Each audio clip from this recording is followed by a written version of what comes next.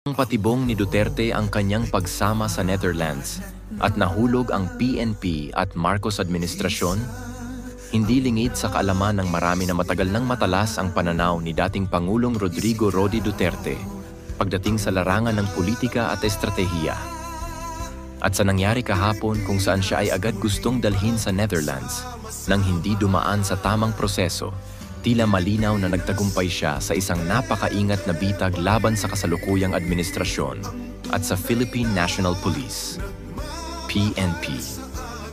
Ang paglabag sa Rome Statute at ang Poisonous Tree, isa sa pinakamahalagang aspeto ng batas sa International Criminal Court, ICC, ay ang pagsunod sa Article 59(3) ng Rome Statute na nagsasaad na ang sino mang inaresto ay may karapatan munang dumaan sa korte ng kanilang sariling bansa para sa interim release o pansamantalang paglaya habang inaayos ang proseso ng pagsuko.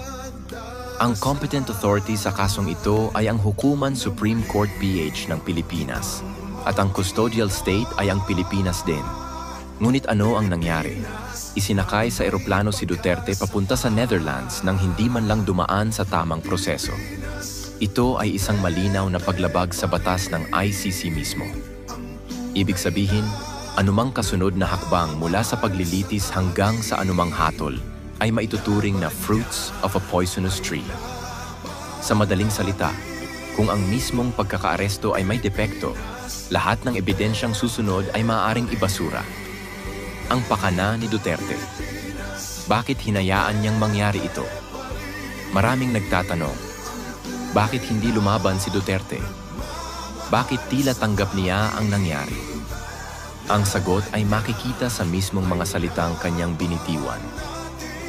Naiintindihan ko mga yan dahil trabaho nila ito. This is why it has come to an end. Isang pahayag na puno ng kahulugan. Ipinapakita nito na alam niyang darating ito at hinayaan niya ito mangyari hindi dahil wala siyang magawa, kundi dahil gusto niyang ilagay sa alanganin ang PNP, ang ICC at ang Administrasyong Marcos. Ang mensahe ay malinaw. Ang PNP at ang gobyerno mismo ang lumabag sa due process, hindi siya. Sa ganitong paraan, hindi lang niya napakita ang kahinaan ng kasalukuyang administrasyon, kundi inilagay rin niya sa peligro ang mismong kaso laban sa kanya. Paano nahulog ang Marcos admin at PNP sa bitag? Una, pagsunod ng PNP ng walang due process. Sa halip na siguruhing dumaan sa Korte ng Pilipinas, agad nilang isinuko si Duterte sa ICC, isang hakbang na labag sa batas na kanilang sinusunod. Pangalawa, pagkawalang kibo ng administrasyon. Sa halip na ipagtanggol ang soberanya ng bansa at igiit ang tamang proseso, tila hinayaan lang ng gobyerno na mangyari ito na nagpapakita ng kanilang kahinaan sa pandaigdigang entablado. Pangatlo, pagtibay ng argumento na may bias ang ICC. Dahil sa hayagang paglabag sa Article 59(3), lumakas ang argumento na ang ICC ay hindi patas at ginagamit lamang laban sa mga pinunong hindi kaalyado ng kanluran. Ano ang posibleng mangyari ngayon? UN Security Council Intervention.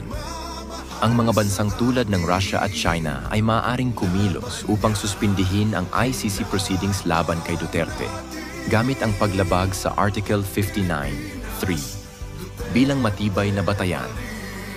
Pagkawasak ng kredibilidad ng ICC.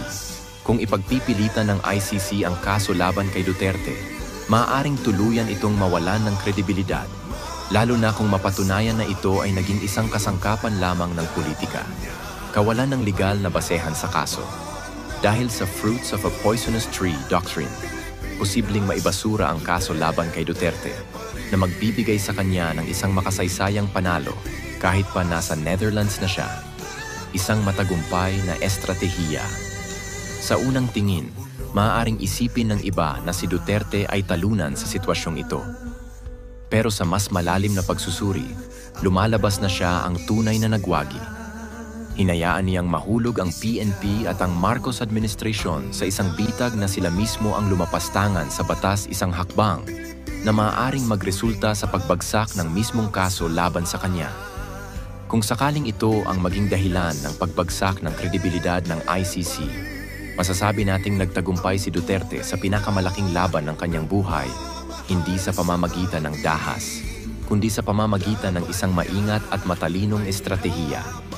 Good luck, Mr. President Bongbong Marcos and PNP Torre.